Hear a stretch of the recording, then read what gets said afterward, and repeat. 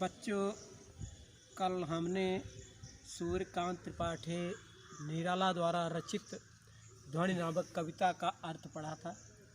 आज उसमें से कुछ प्रश्न हैं, उनके उत्तर लिखाए जाएंगे।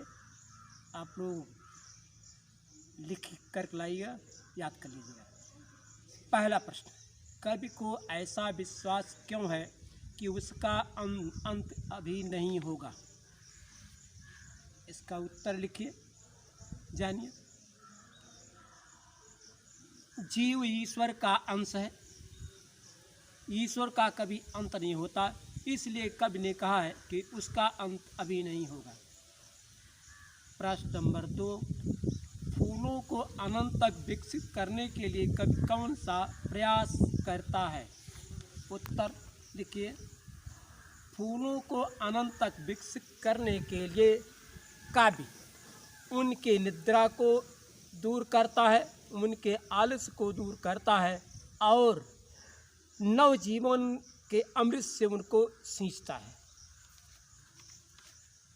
प्रश्न नंबर 3, कवि पुष्पों की तंद्रा और आलस्य दूर हटाने के लिए क्या करना चाहता है?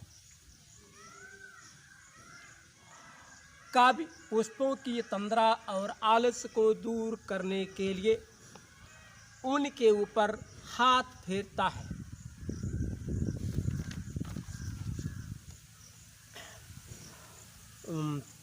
अगला प्रश्न, बसंत को ऋतुराज क्यों कहा जाता है? उत्तर, सभी ऋतुओं में सर्वश्रेष्ठ होने के कारण बसंत को ऋतुराज कहा जाता है। प्रश्न नंबर अगला, बसंत ऋतु में आने वाले त्योहारों के नाम लिखिए।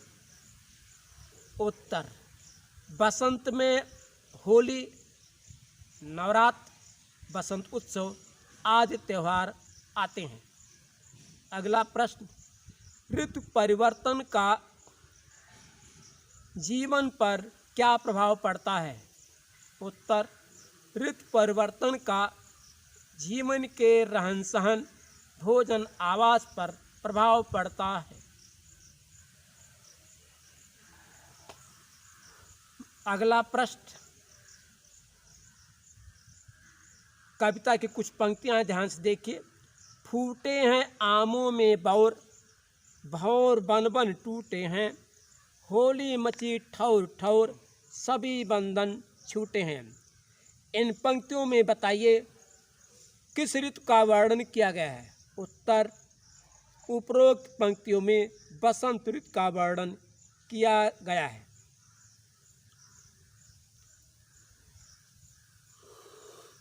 अगला प्रश्न,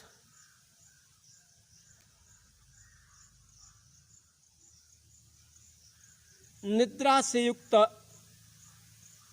आँखों को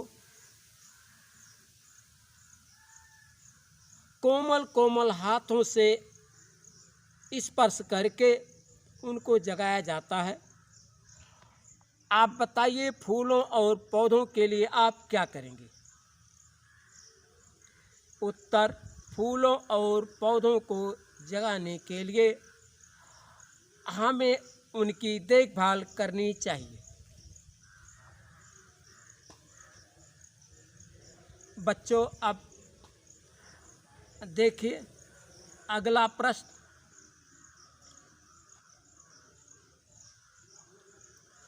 निम्नलिखित शब्दों को अपने वाक्यों में प्रयोग कीजिए। बातों बातों में, डैश कीजिए, प्रयोग लिखिए। वहाँ बातों बातों में झगड़ा हो जाता है। अगला, रह रह कर, आज रह रह कर वर्षा हो रही है।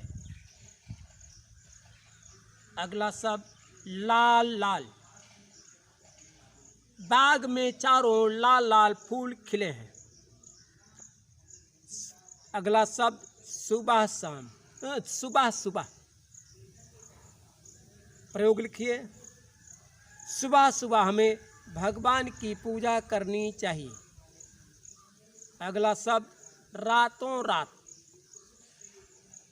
ईश्वर की कृपा से रातों रात किसी का भाग्य बदल सकता है। अगला शब्द घड़ी घड़ी। मनुष्य के लिए घड़ी घड़ी बड़ी कीमत रखती है। अगला प्रश्न, विशेषण किसे कहते हैं?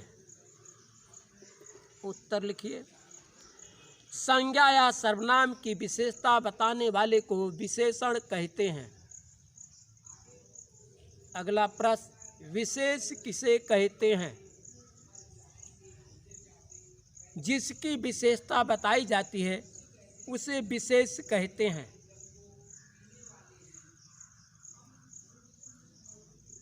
अब लिखो बच्चों, यमक अलंकार किसे कहते हैं?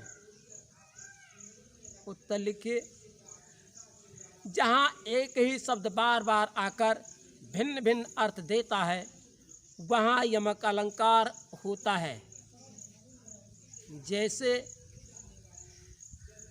3 बेर खाती थी वे 3 बेर खाती हैं। बच्चों बस आज यहीं तक।